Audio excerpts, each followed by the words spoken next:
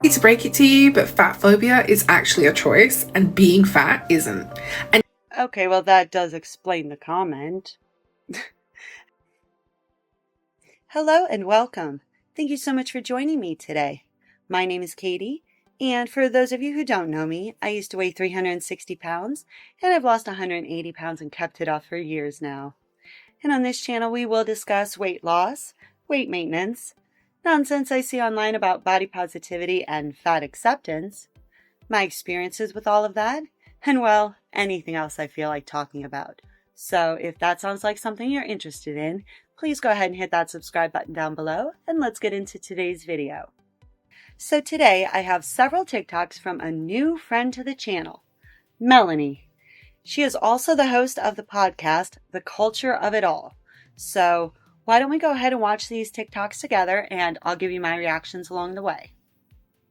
I am never going to understand how people think it is acceptable to talk to somebody like this.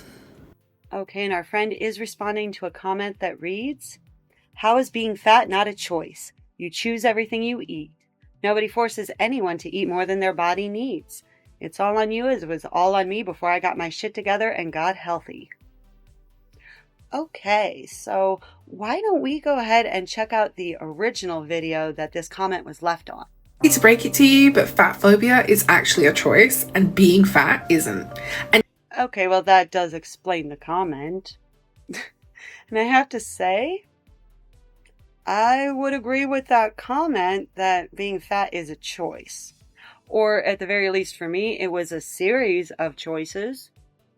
So let's go ahead and see how our new friend responds to that.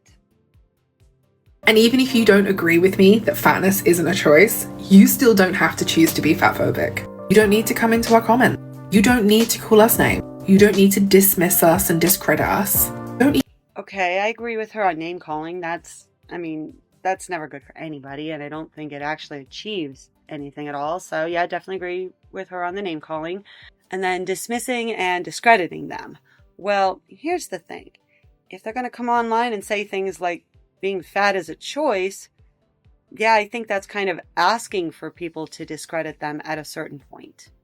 And I think that there's a very clear distinction at this point between disagreeing with a movement and disagreeing with the talking points that that movement puts out versus disagreeing with people on a personal level and taking it to that personal level, like the name calling.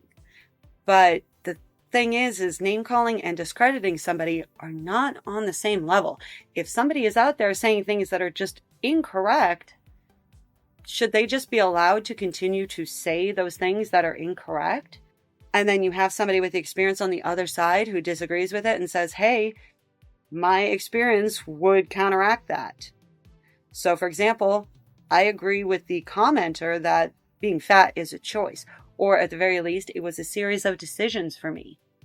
And I do understand that there are very rare conditions in which people may put on weight with no known cause. I understand that there are conditions that make it more difficult for individuals to lose weight. I understand that medications can complicate all of those matters. But I also understand that for the vast majority of people, it's their series of decisions that allows them to be fat or allows them to maintain a healthy body weight. And just completely ignoring that idea altogether, yeah, I could see why there are plenty of people that wanted to discredit or just completely dismiss that idea. Because I know when I hear those kinds of statements, it makes me laugh because I know my own experience in my life. I know that I've lost an entire person. I lost half my body weight from where I started. So when I hear that being fat isn't a choice, when in my case and in so many other people's cases, it is a choice, or again, a series of choices. So yeah, if she's out here making statements that being fat isn't a choice, I can understand why people might want to dismiss that or try to discredit that.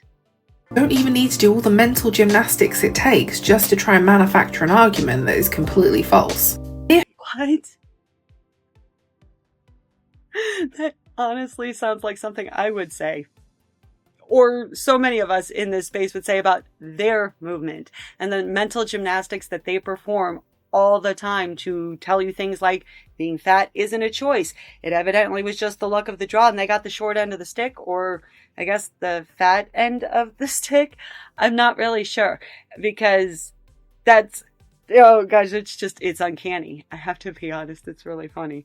That being said, I don't need to do any mental gymnastics to manufacture, quote, a false argument, because I have the laws of science on my side. The laws of thermodynamics, calories in, calories out. It's a law of science. So there's no mental gymnastics required unless you're just incapable of understanding high-level math and science. Which, trust me, I get it. College-level physics classes and thermo classes, they're no joke. If, as you say, literally no one cares you're fat, then leave us the fuck alone. Okay, so that is the original video that comment was left on. So let's go back to that video and see how she responds to the comment that being fat is a choice. I am never going to understand how people think it is acceptable to talk to somebody like this. Well, now having gotten the context of the video that this comment was left on, I can understand why that comment was made. Because our friend straight out said in that last TikTok that being fat isn't a choice. So, yes, I can understand why that comment was made. But let's see if our friend gets there.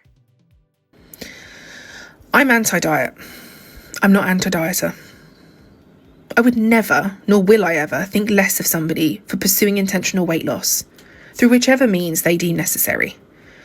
I chose a different path. That is my choice. Wait, choice and chose? She's admitting it is a choice, after she just said it wasn't a choice, and she can't believe that anybody would talk to her like that. So is it a choice or isn't it a choice? I mean, from my perspective, I already know how I feel on this, because my experience very much clearly indicates to me that it was a choice. Or again, series of choices, but now evidently it's a choice that she has made.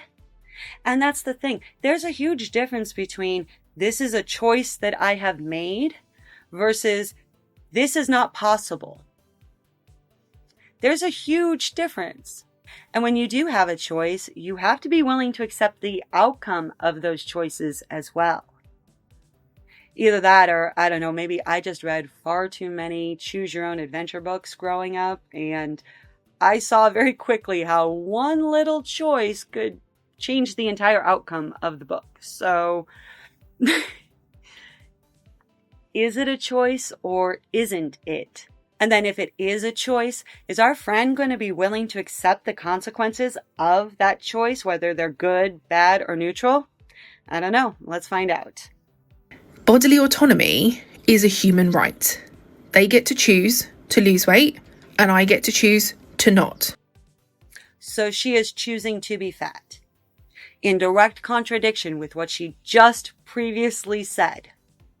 She is choosing to be fat.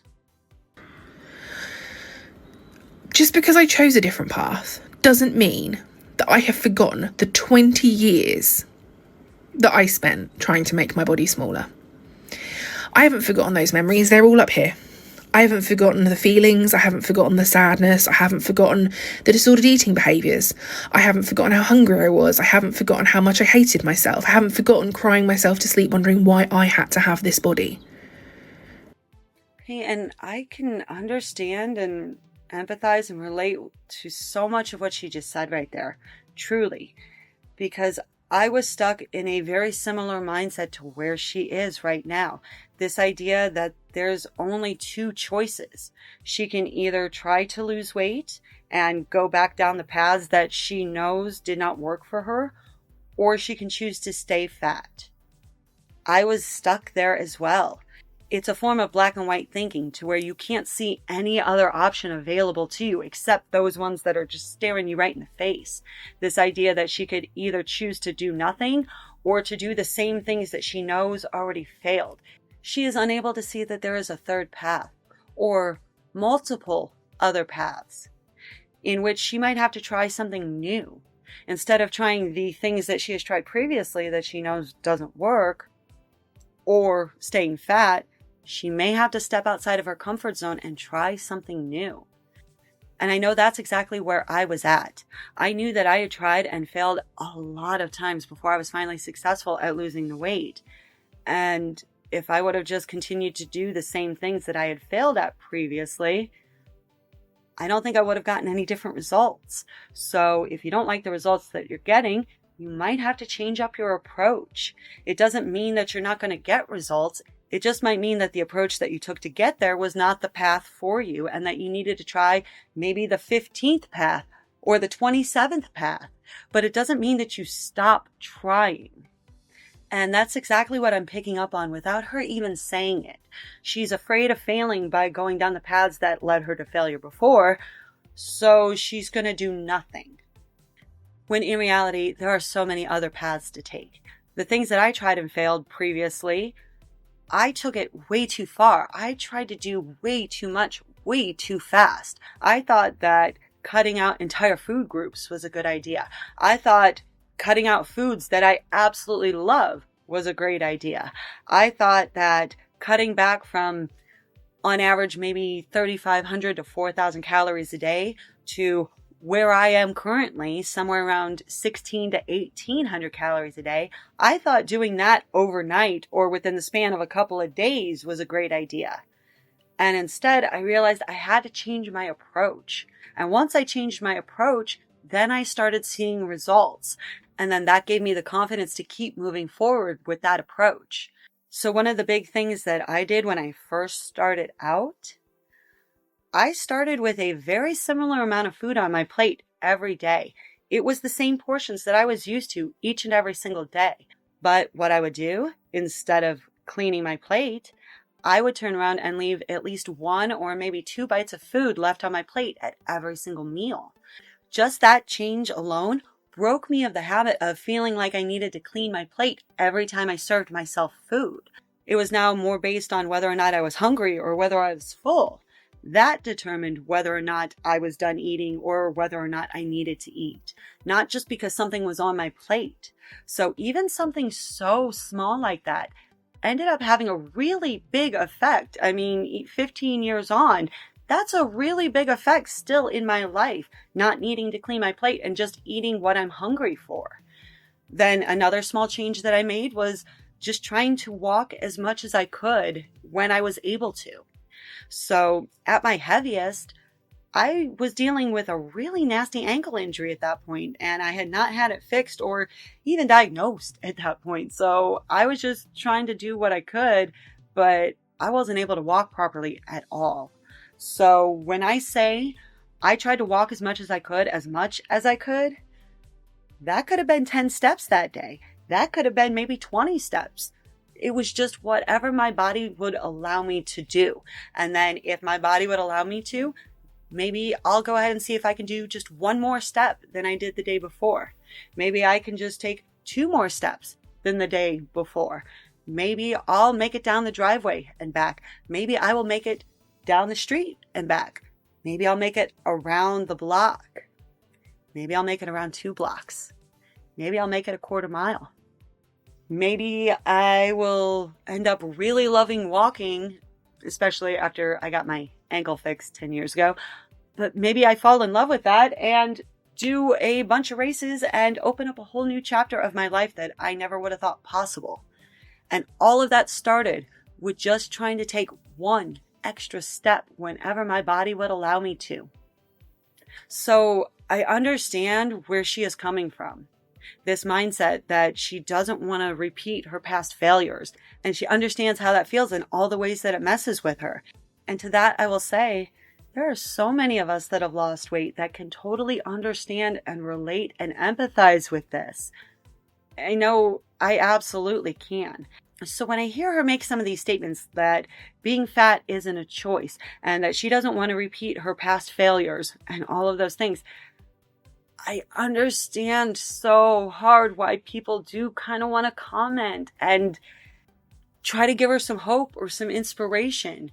I understand the idea of wanting to show people a different path, especially when they feel like they're stuck because they can't see anything else beyond that.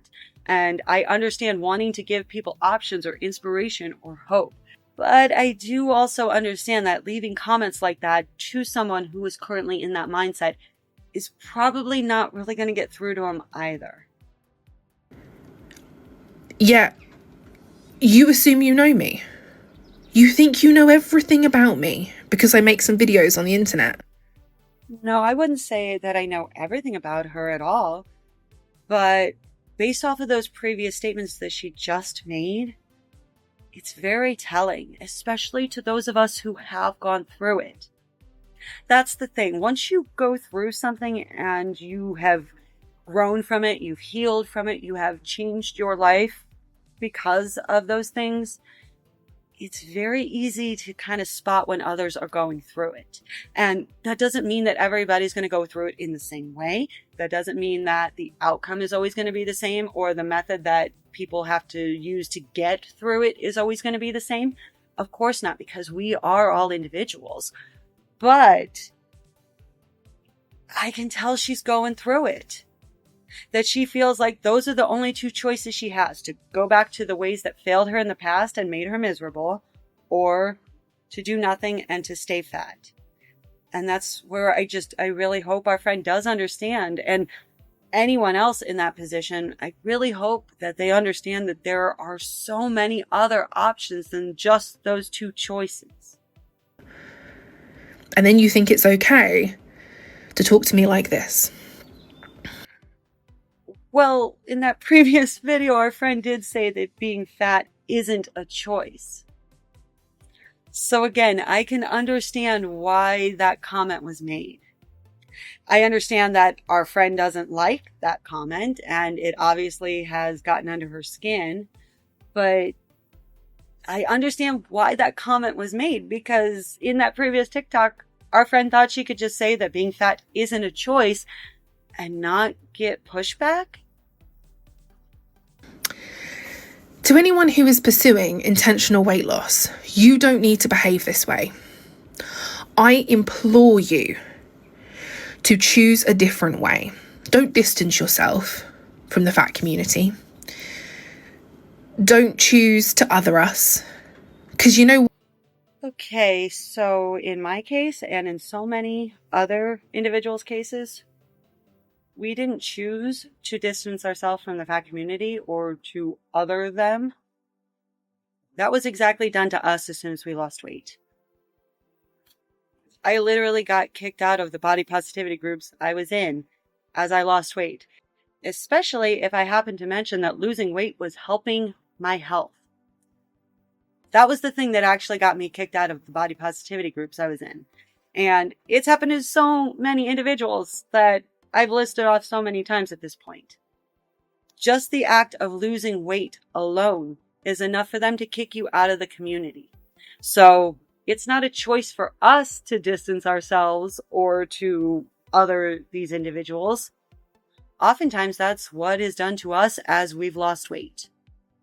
The other thing that I will point out is, I will say this: if I had not actually been kicked out of those body positivity groups all those years ago, once I started losing weight, I guarantee you there's a point that I would have left all on my own.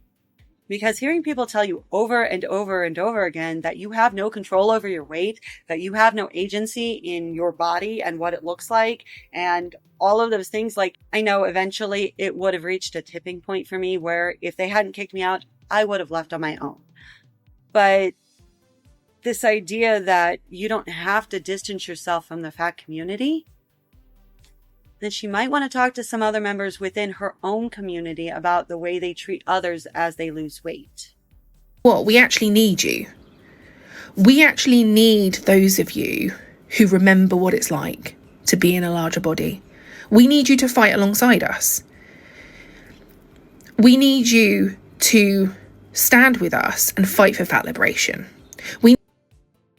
Why would I fight for fat liberation when fat liberation itself, as an ideology, preaches that you cannot change your body size?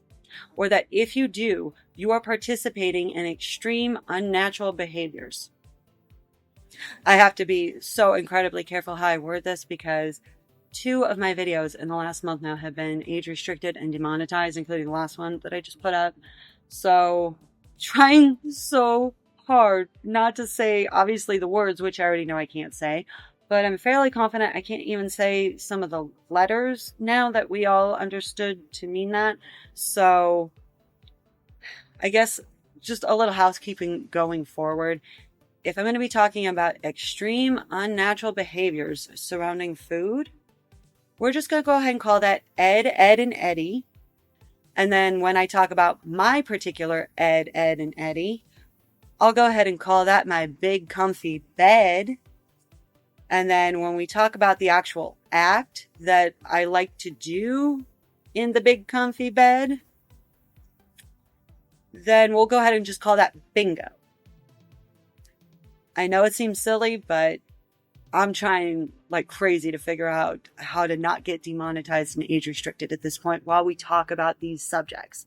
Because in reality, we do need to talk about these subjects, especially some of the misinformation out there from those of us who have gone through it and are in recovery and have dealt with all of these things.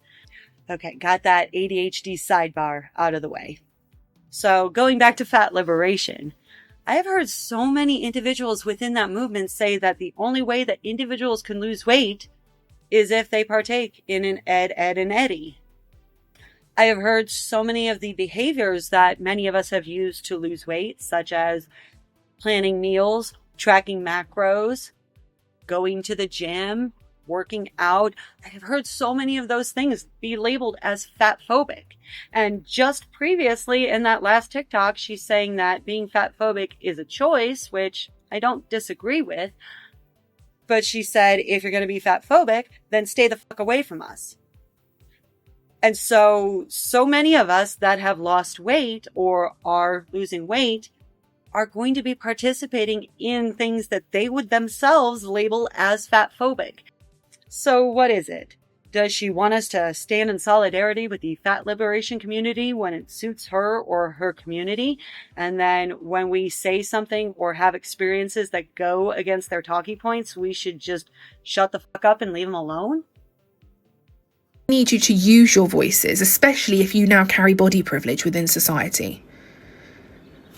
I just can't. I just cannot fathom how this is how people want to behave. Okay, and what am I supposed to do with this body privilege I supposedly have now?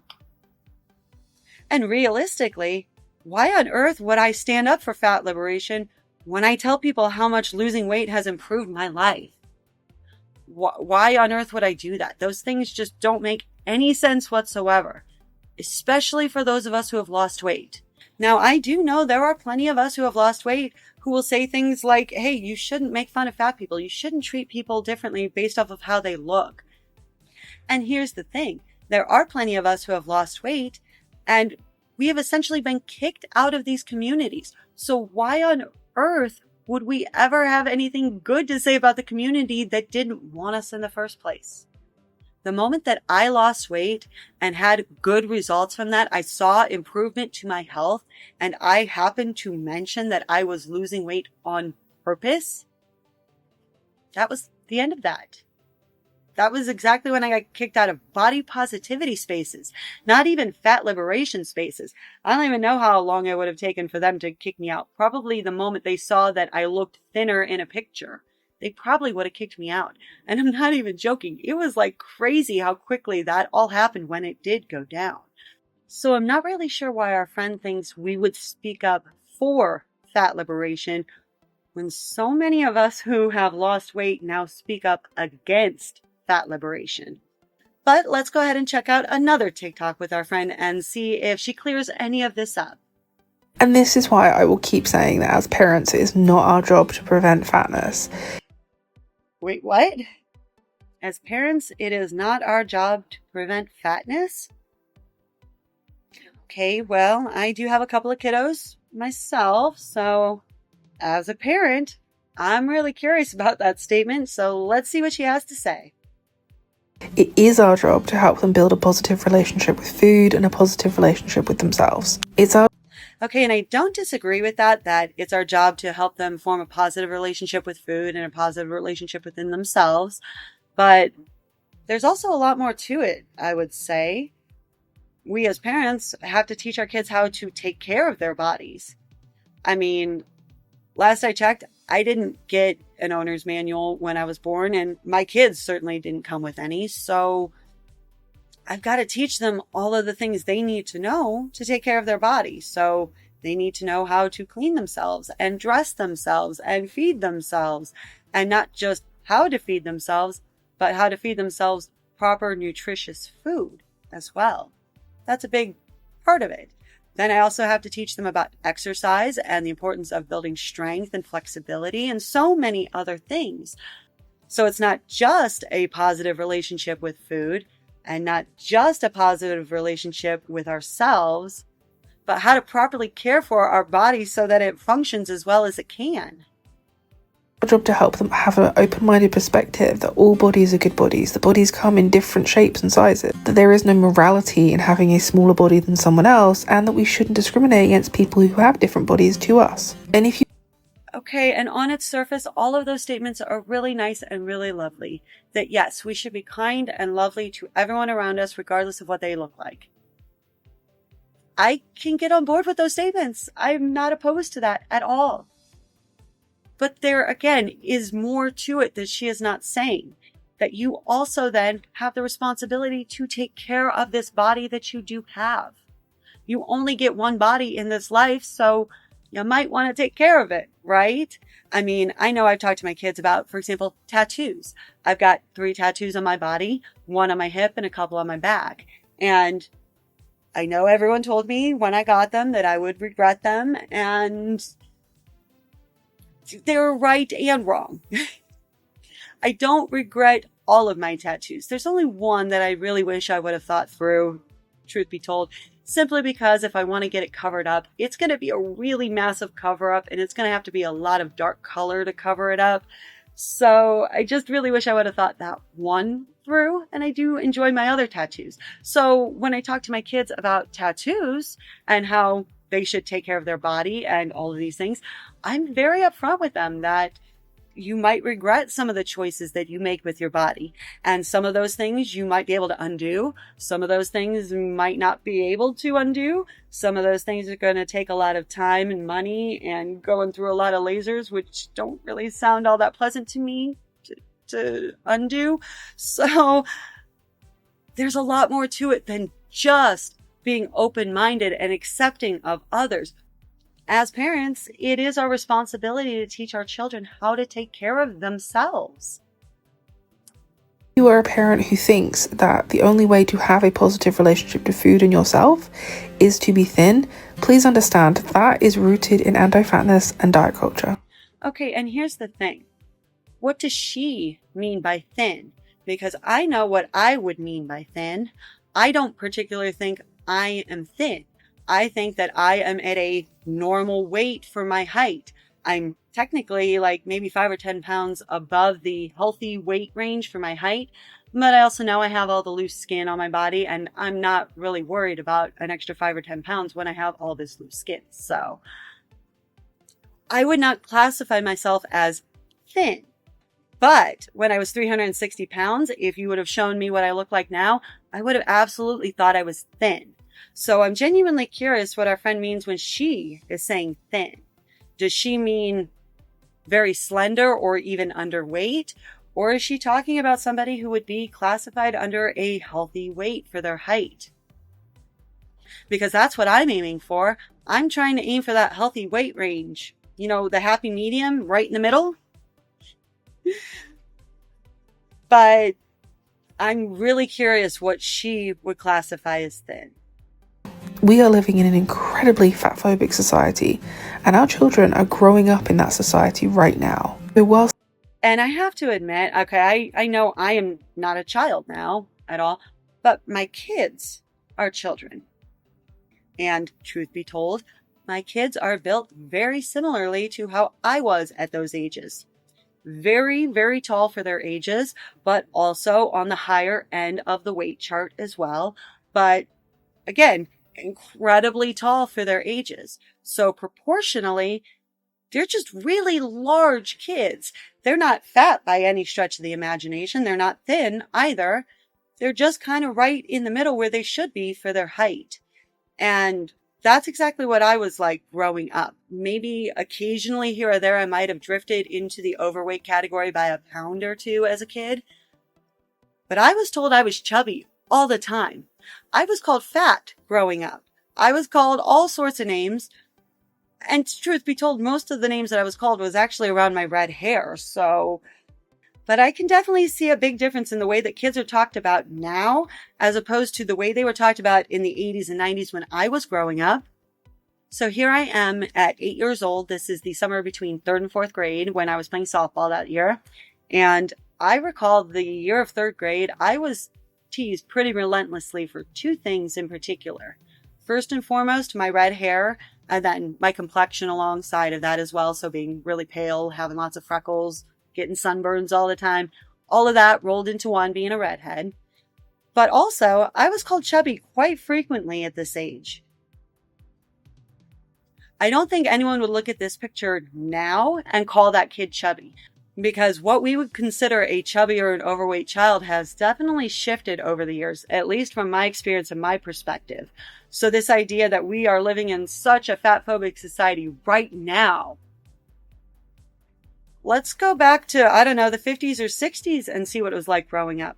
Because I saw pictures of my mom in high school when she was like 135 pounds and she was getting told she was chubby. So it feels like our perspective really has shifted a lot over the years. And I don't think our friend realizes just how much our perspective truly has shifted over the decades. But whilst they may not be seeing the same messages we saw in the 90s because we don't have magazines and things like that.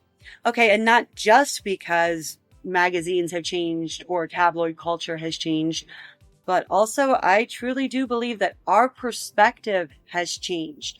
And what we used to call chubby maybe 50, 60 years ago, we would look at and just go, wow, that's a normal child now. I think our perspective has vastly changed when it comes to this. I do know that fat shaming is alive and well, but this is a really great opportunity for us to raise young people who become adults who don't have to repeat these messages. Okay, and I understand that how we raise our children is definitely going to have an impact on how they grow up. But to that, I also, again, I'm going to go back to, it's our responsibility for us as parents to teach our children how to take care of their bodies. And that is, again, going to include what they eat, how much exercise and activity they're getting. That's up to us. It 100% is. It's not up to my child. Certainly isn't up to my child. If I left it up to my kids what to eat, they would eat nothing but garbage all the time. They would eat nothing but gummies and marshmallows and chocolate and potato chips and like nothing with any nutritive value if I left it up to my kids. That's why I don't.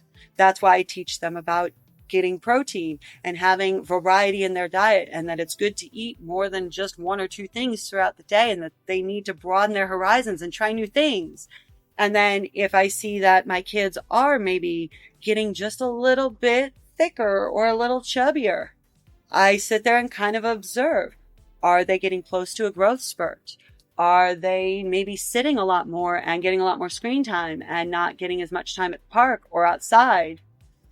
And if so, that's up to me then to go ahead and adjust it. It's up to me to then take the kids to the park more, get them outside more, force them to put their tablets down and turn their screens off and make them go run around and play some tag outside.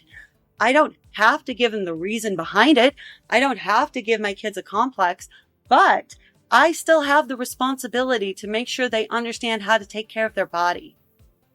And this idea that we're just going to raise kids to be open-minded and accepting, and that's going to solve all the world's problems.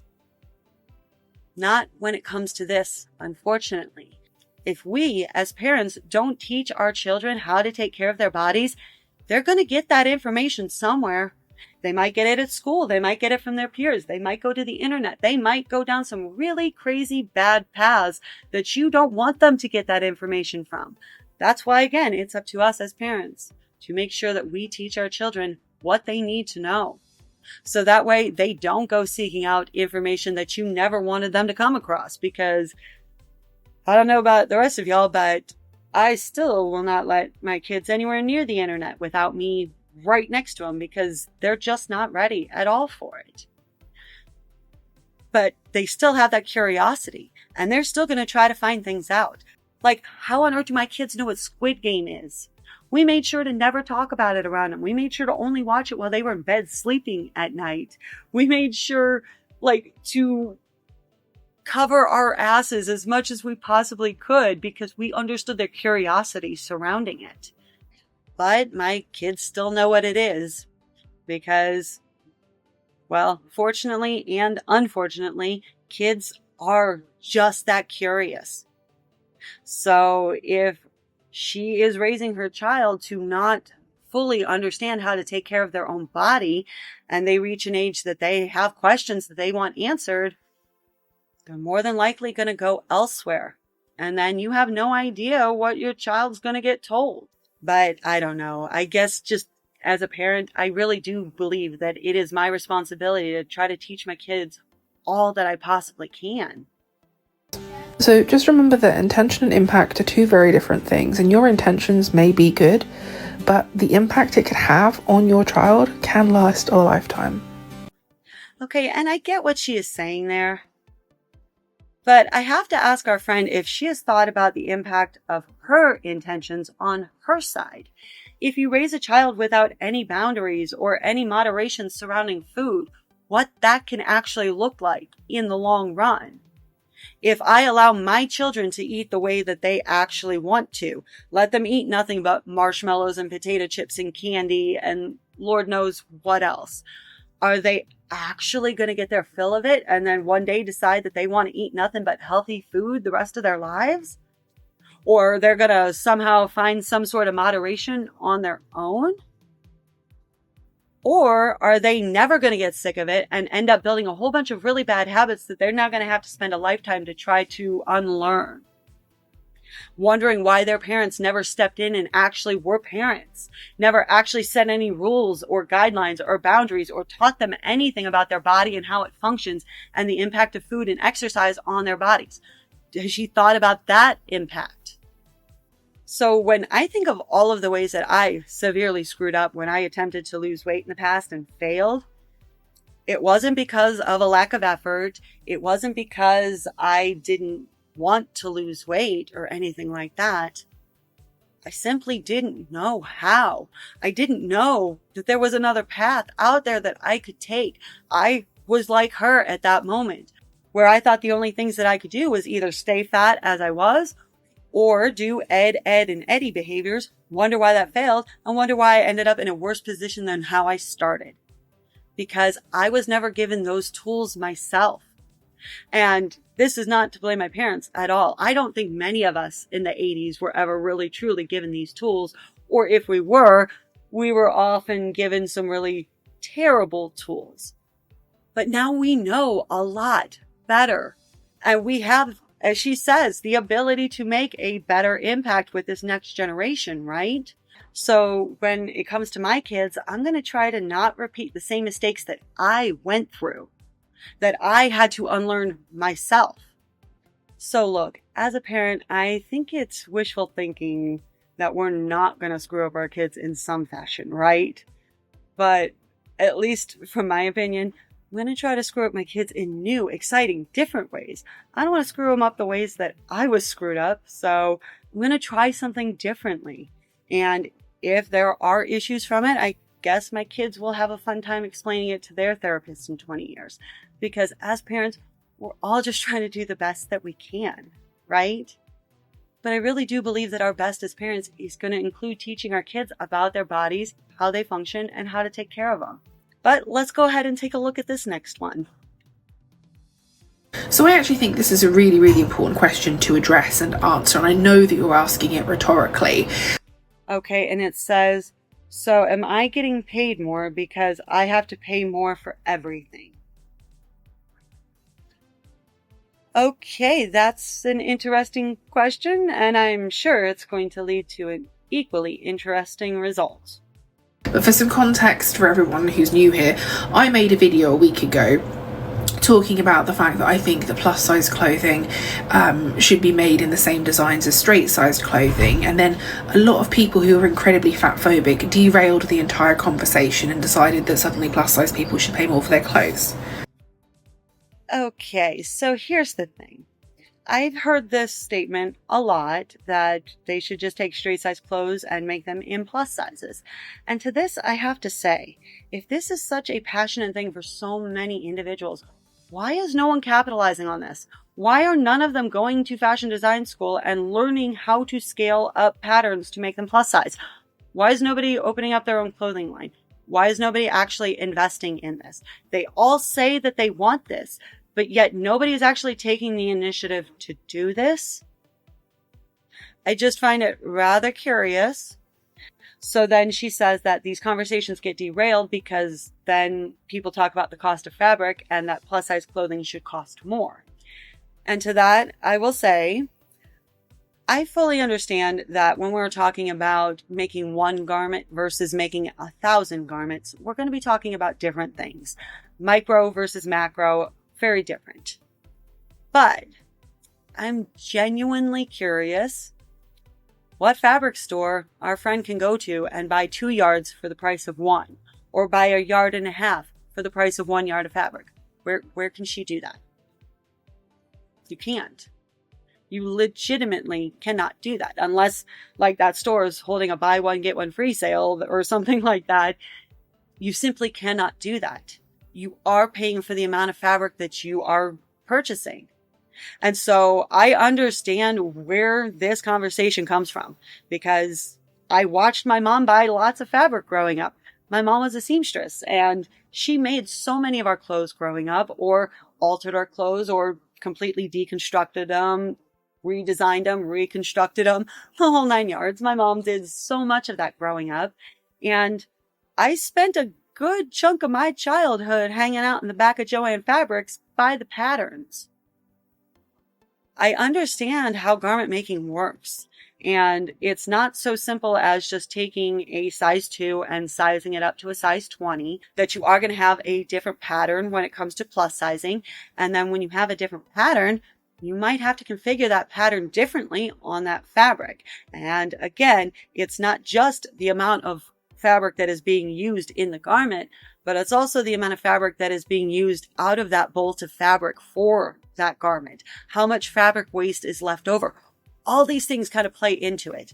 And I really struggle wrapping my mind around the idea that something that is a size 28 should be the same size as something that is a size 00. Because realistically, that is a huge difference in fabric. We're talking 1 yard or 2 in many cases, depending on the garment, maybe more if it's a fancy dress. So again, what fabric store can anyone walk into and buy 2 yards of fabric for the price of 1? So I understand that concept. Now, again, I understand the difference between micro and macro. So when we're talking about macro, you're buying in bulk, and the more that you purchase, the greater the discount you're more than likely going to get. And those things might actually even out in the long run. I won't deny that, just depending on the manufacturer, the wholesaler, the price that you're getting, how much you're purchasing, all those variables come into play. So there is absolutely a scenario in which those prices would absolutely even out. However, there's another factor that doesn't really get brought up a whole lot, and that's shipping. Because realistically, yes, there is more fabric between a size 28 versus a size 0 or a size 00. Obviously, there's more fabric. But if you fold up that fabric, the smaller size is going to take up a smaller amount of space as well. It's going to be a smaller weight overall. All of those things very much matter when it comes to shipping. And one of the easiest ways that I can ever visualize it is when I do laundry.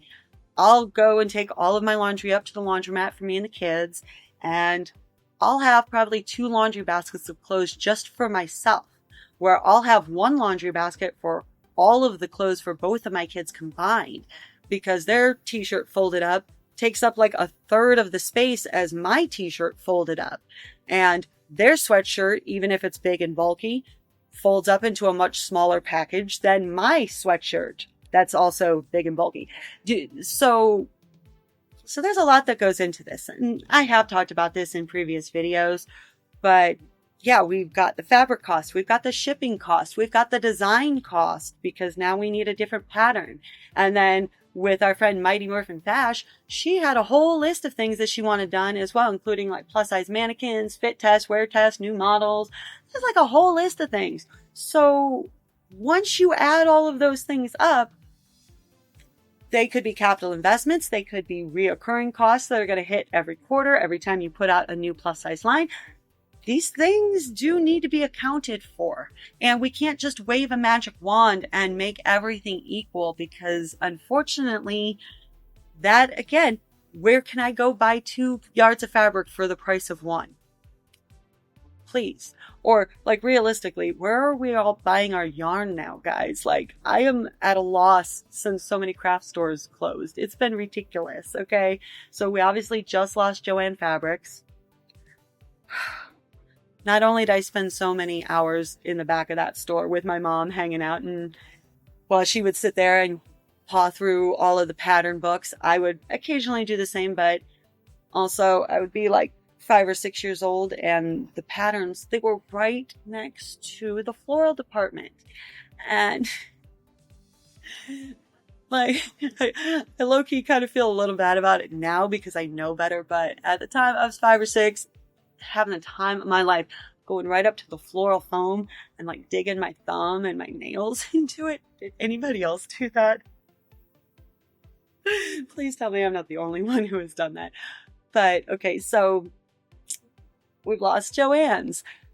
Prior to that, we also had Packetans, which was much more regional. It was not all across America, but if you had Packetans, if you know, you know.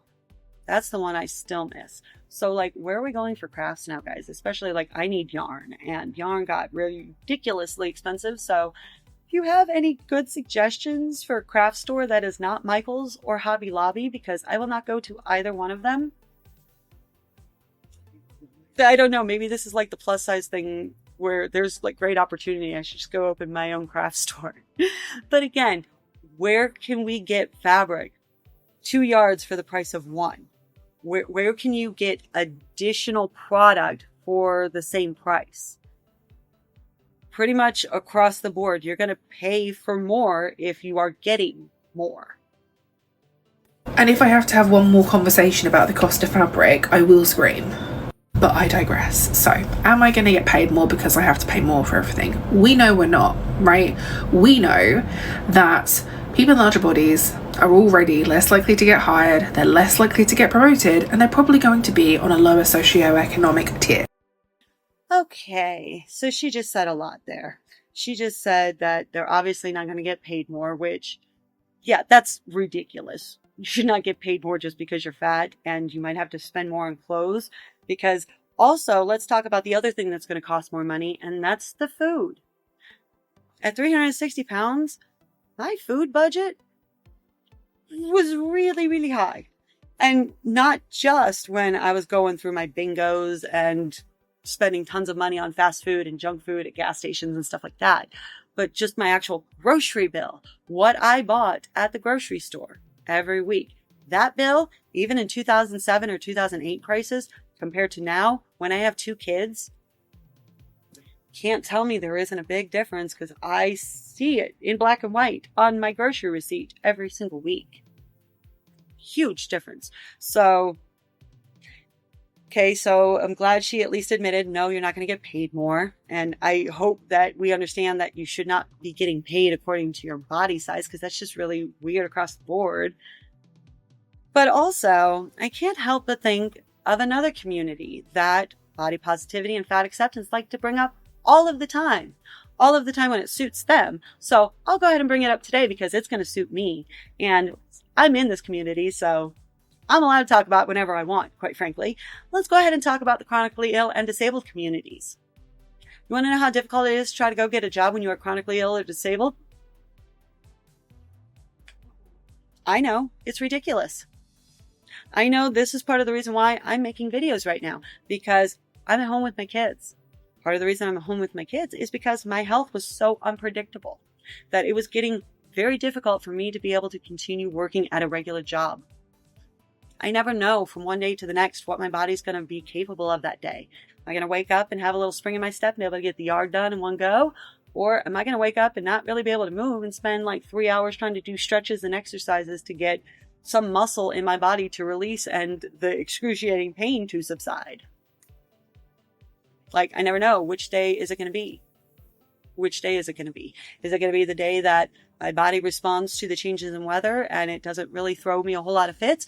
Or is it the day that I'm getting really dizzy and feel like I'm going to pass out, and again, making it very difficult to keep and hold down a job? So I've been able to make videos because I do this on my own time when I'm able to. And if my body's not cooperating, well, I guess my body's not cooperating this week and I get a break for a week. We talk about getting paid less. Well, let's see. If you call off a job, especially if you aren't salaried and you're just working hourly jobs like I have most of my life, well, you don't get paid if you're not at work. And most of those jobs don't come with sick leave, like, at all. I worked for over 13 years at McDonald's, and it wasn't until the last 2-ish years or so when I was working there, I had finally moved up into a salary management position. So I finally had sick days. If I called off of work, I actually still got my full paycheck. I actually had like short-term disability. Like absolutely lovely, which was what I was able to use as maternity leave when I had my son. But prior to that, the other 11 years that I worked there, I didn't have any of that. I called off work. I guess now I'm just screwed and have to figure out a way to make this up. Hopefully I can go donate plasma at some point this week because I don't know how I can make that up. And so, quite frankly, I just didn't call off. But many of us are in that position. We're going to get paid less because we have to call off, or maybe we're unable to hold down a job because we can't meet their attendance policy, or you point out and you get fired because you called off one too many times, or you go and you file FMLA paperwork if you're in America and you get Family Medical Leave Act on your file, and they'll go ahead and let you take all the time off without firing you, but you still don't get paid for any of that at all. And then you want to talk about things costing more.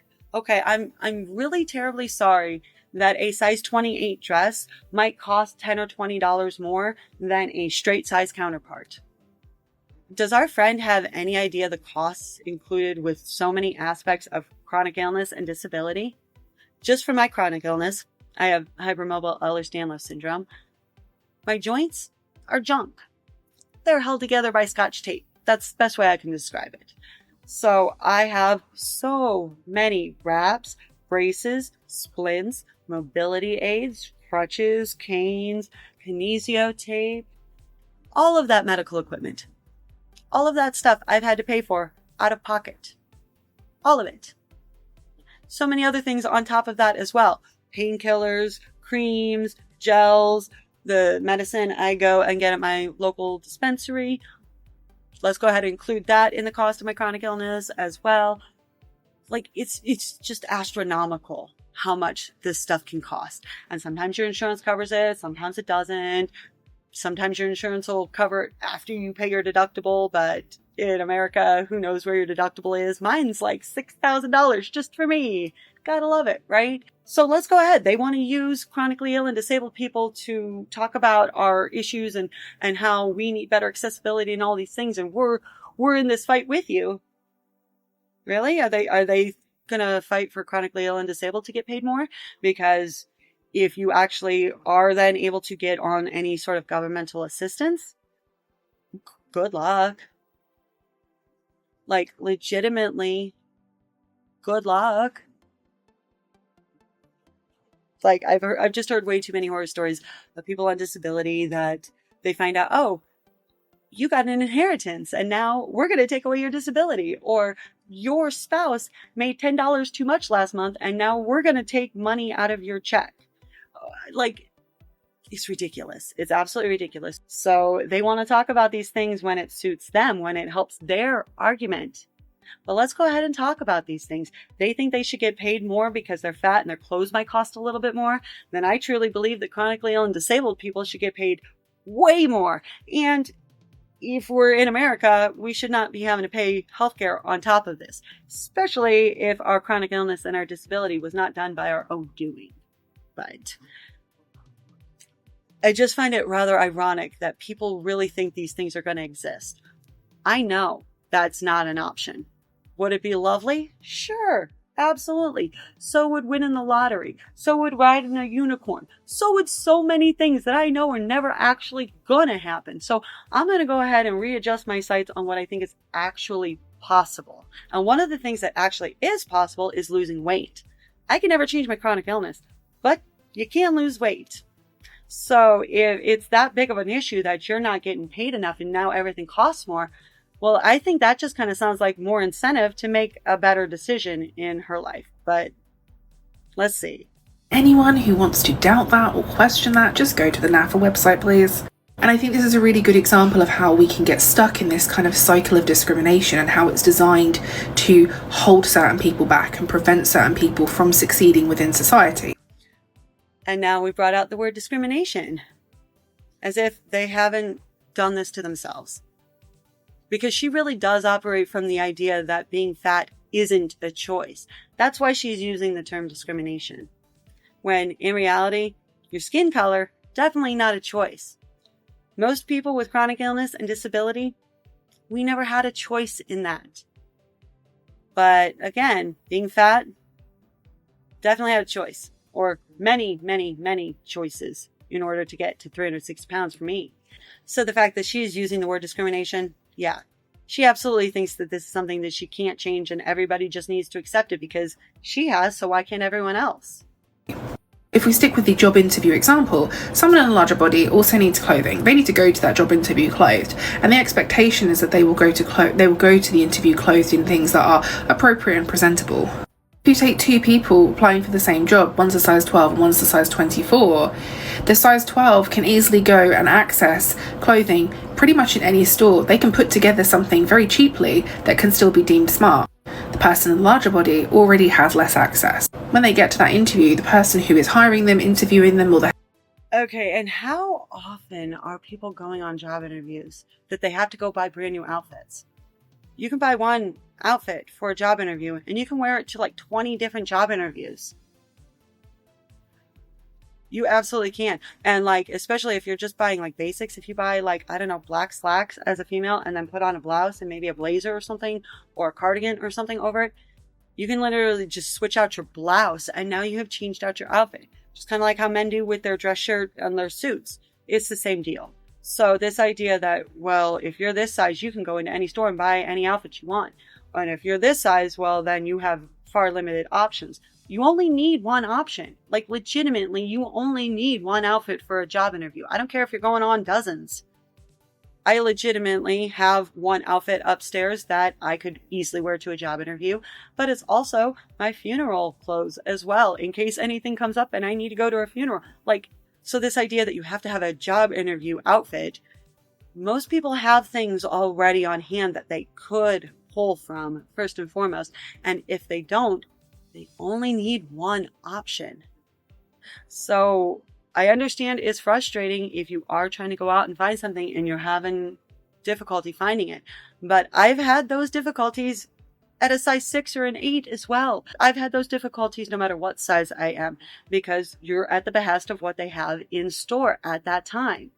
And then the other thing that I want to point out as well is if she's going to use a job interview as an example, the thing that I hear over and over and over again within the plus size community is they can't find cute, trendy, or stylish clothing. That they can find lots of things to wear to work and lots of things for their grandma.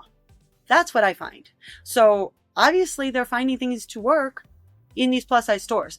And especially like when I worked at Lane Bryant, like a third of the store was all work clothes, like business casual or more dressy outfits. So again, like slacks and a blazer or slacks and a sweater, blouses, all those things that you can absolutely wear on a job interview. So for this example, it's just not very impactful for me because it kind of goes against the things that they've already said in fat acceptance and body positivity. But also, again, how many job interviews are people going on like all the time? And so much so that they need different outfits each and every time they're going on a job interview. You can have one and you can leave it in your closet. And if you stay the same size, you can pull it out like 5-10 years down the line and you can probably re-wear that same outfit for a job interview, because most of the clothes that you would want to wear on a job interview aren't going to change enough with the trends that you need to replace them all the time. So this example is just not necessarily the best one for me. That interview, the person who is hiring them, interviewing them, or the HR team, well, they already likely have some fat stereotypes, some internalized anti-fatness, and some bias and stigma against people in larger bodies. Okay, but what if they are in a larger body themselves? I mean, last I did check, it's been a minute since I've looked up for the UK, but last I checked, the US and the UK obesity and overweight rates, like percentage for the population, pretty similar. There's a good likelihood that the individual at HR or the interviewer or whoever you're worried about is also going to be in a larger body as well. So what then? I know that because we all do. Yes, even those of us that are fat. And the stereotypes that come up in employment and in the workplace, they are the same ones that our governments go on about all the time. Because just by looking at someone's body, you assume that they are lazy, that they have less work ethic, that they're going to be a drain on the NHS, and they're going to have more time off. Okay, but some of those things that she actually did list, like overweight and obese people taking more time off of work than their thin or normal weight counterparts, those same individuals using health insurance more, whether it's through private insurance or whether it's through public insurance, depending where you live. Those statistics actually exist. It's not like anyone's just pulling those out of their ass. Those statistics actually exist. So is it a stereotype if the statistics back it up? Or is it just then abject fact? And that doesn't always mean that it applies to everybody within that group, but it is a trend that absolutely has been tracked. So we know we won't get paid more because it's a ridiculous question in the first place. Cycle of discrimination designed to hold certain people in society back, and people in larger bodies are one of those people. Okay, bye. Is it society holding fat people back, or is it their own choices and their own actions that are holding themselves back? Because that's the thing about it. I had to own up to my own actions and my own behaviors. That was the only way I was ever going to see myself out of that cycle. That was the only way I was ever going to change any of those habits that I had in my life. That was the only way I was ever going to change any of those habits that I had in my life that allowed me to become 360 pounds. So it's not a cycle of discrimination if you're an active participant in your own discrimination. You can't sit there and make a whole bunch of bad choices in your own life and then blame other people that you made bad decisions. You can say that you don't like the outcome of your life. You can say that you're not going to change for anybody. You have the right to do whatever you want. But to sit there and to try to blame others or to try to blame society when you've had a hand in it yourself and you're unwilling to acknowledge it, let's not kid ourselves. But maybe that's just me. Let me know down in the comments below. What do you think? I'm genuinely curious and I love reading all of your responses. That is where we will leave things today. I thank you so much for joining me. Please be sure to like, share, comment, and subscribe. And I will catch you all in the next one. Bye! Hiya, Pokey. Can you believe it's almost June? I can't. It's been so, chilly the last couple of weeks around here. It's ridiculous. Somebody needs to tell Mother Nature that it's almost pool season, please. Bye!